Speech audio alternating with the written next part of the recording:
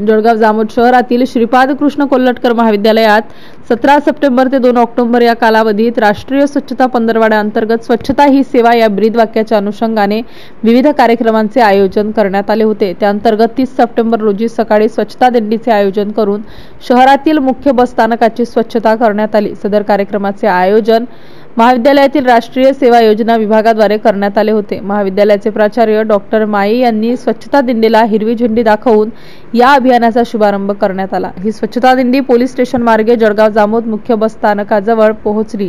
मुख्य बस स्थानकाअंतर्गत राष्ट्रीय सेवा योजनेच्या 200 स्वयंसेवकांनी बस स्थानकाची सर्व बाजूंनी स्वच्छता करून प्लास्टिक निर्मूलन केले।